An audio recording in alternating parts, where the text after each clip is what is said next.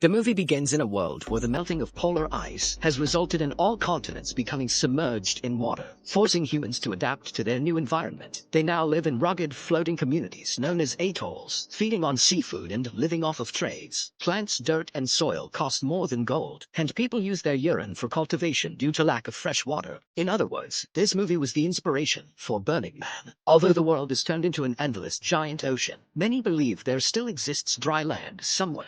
Several groups of people are looking for the said magical place in hopes of living a better life, but no one has been successful yet. We are introduced to a man named Mariner, who lives in a ramshackle boat that appears to be made of scrap. Boy, Costner sure loved showing off his ass in the 90s. He is seen urinating in a small vessel, and then pouring this urine into a machine that converts it into drinkable water. In the boat, he has planted a lime tree, a rare commodity in the world with no land. Mariner does fishing and collects reusable trash from the ocean for his survival. One afternoon, after a dive, he notices another boat approaching him. The man on the other boat tells Mariner about an atoll, where he obtained various supplies. He wants to trade them, but when Mariner learns that the man wants nothing in return, he begins to doubt him. He soon realizes that the man has stolen all of his limes. Simultaneously, a group of smokers arrives in their jet skis and begins attacking them. Despite the fact that Mariner's boat is made up of scrap, it is fast and he is able to escape, whereas the other man is apprehended by the smokers. Following this, Mariner arrives at the atoll, a floating city surrounded by high metal walls. At the gate, he says he's there to trade his belongings. Upon heading inside, he reveals that he has some genuine dirt to trade, which is extremely rare. Seeing this, the people of the atoll give him 124 chits in exchange for a jar of dirt. He then uses the same chits to purchase a tomato plant, which is full of dirt, and some other scraps from a woman named Helen. After the trade, he is returning to his boat when a family approaches him and asks him to impregnate their daughter,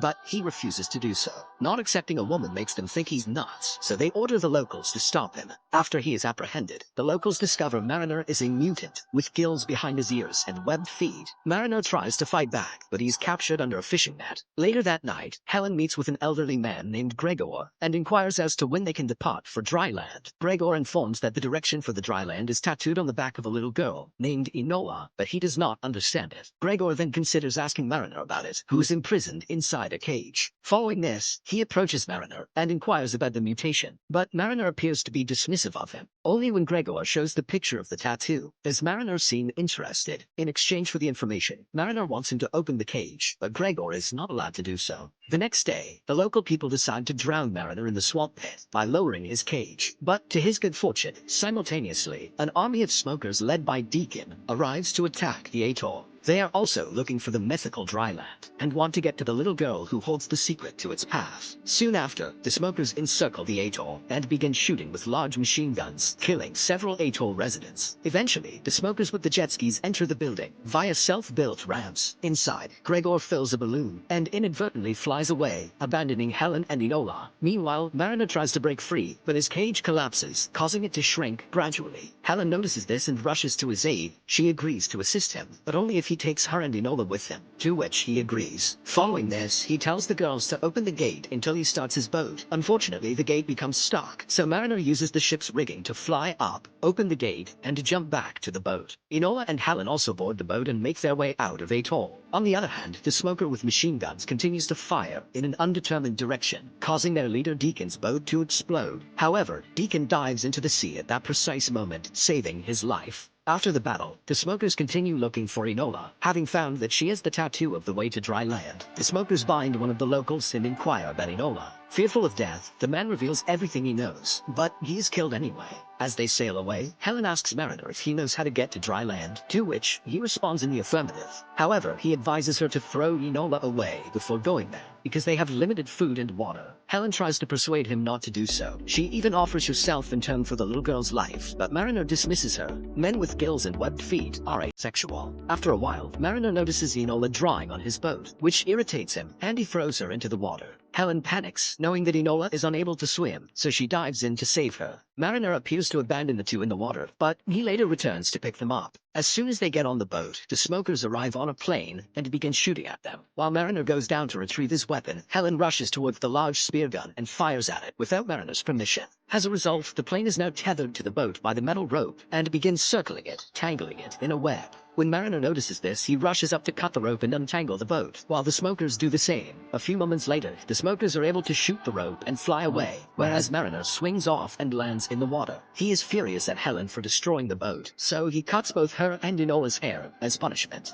Weird. On the other hand, Deacon guesses their location and deploys his men to find Enola. While sailing, they come across a drifter who admits to having some important papers and offers to trade them in exchange for Helen. Helen refuses, but Mariner agrees. The drifter takes Helen to his boat, while Mariner quickly examines the paper and discovers that it is useless. He quickly rushes into the drifter's boat and cancels the deal. This enrages the drifter. The drifter says he has a zero-return policy and tries to stab Mariner. A fight ensues and Mariner kills the drifter. In the next scene, Mariner demonstrates how he fishes. He dives into the water as bait, and soon a massive mutated fish appears. He then uses his weapon to kill the fish and prepares food for everyone. Mariner was rude to them at first, but now he appears to be nice to them. As he starts talking to Enola, he allows Enola to draw with a colored pencil, and also teaches her how to swim. Helen appears concerned as she witnesses their bond growing stronger. After a while, they come across the border outpost, and notice some men waving at them. Mariner is suspicious, so he looks beneath the water, and discovers the smokers waiting for them. He immediately turns the boat around in order to flee, but the smokers give chase. They somehow manage to avoid the attacks of the smokers. Mariner then deploys the extra sails as parachutes, allowing them to flee faster. After they are safe, Mariner forces Helen to reveal the truth about Enola's tattoo, so she discloses that the tattoo is the path to Dryland. When Mariner hears this, he claims that Dryland is a myth, but she does not believe him. As a result, he decides to show her. He places Helen inside a large bubble and submerges her. He can breathe through his gills, so he takes her deep into the ocean and shows her the past world, which is completely covered in water, which shocks her. Meanwhile, Enola is waiting for them in the boat when she notices something in the water and quickly hides. When Mariner and Helen swim to the surface, they discover that they have been apprehended by the smokers. Deacon coerces them into telling him about Enola, but they both remain silent. Deacon then shoots at the air, pretending to kill them. And as a result, Enola comes out, being concerned, and she is quickly captured by the smokers. Deacon orders his men to kill Mariner and Helen, but the two escape by diving into the water. Helen says she can't hold her breath that long, and Mariner tells her that he'll breathe for her. How's he gonna do that? Oh, they'll just make out with her for a while, I see. After some time, they return to the surface and discover that their boat has been destroyed. On the other hand, Deacon pretends to be nice to Enola and inquires about the tattoo behind her back, but she remains silent. He then offers her some colored pencils and asks her again, but she doesn't say anything. Back on the destroyed boat, Mariner and Helen are hopeless. Helen inquires as to why he did not accept her when she offered herself, to which he responds that she did not like him then. The answer touches her heart, and she kisses him, before the two of them make love on the boat, because there's no turn on like knowing that your surrogate daughter has been kidnapped. The following day, Mariner attempts to repair the boat, but they discover Gregor and his hot air balloon. This guy's nuts. Gregor then takes him to the boat where the survivors of Atoll are staying. At night, they talk about going on a search for dry land, but the people aren't ready to look for Enola because it's dangerous to face the smokers. Mariner then decides to go on his own, in search of the little girl. After a while, he arrives at the smokers' ship and enters it, killing the smokers one after another. I can imagine no scarier death than being held underwater by Kevin Costner.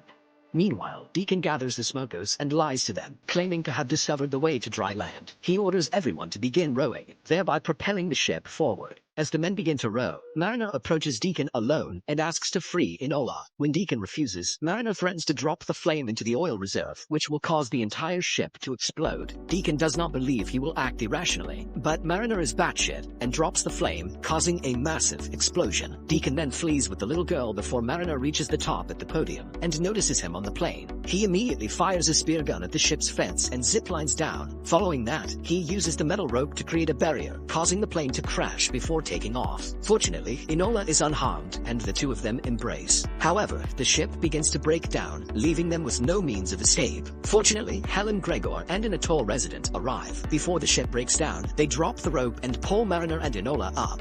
But Deacon grabs the rope and climbs up as well. When Helen notices this, she throws a heavy object at him, and Enola kicks him, causing him to fall into the ocean. Mariner and Helen make it to the hot air balloon, but a persistent Deacon jumps on a jet ski and shoots at the hot air balloon, causing Enola to fall into the water. Deacon orders his men to capture the little girl, but Mariner is quick to respond. He grabs the rope and ties it around his leg,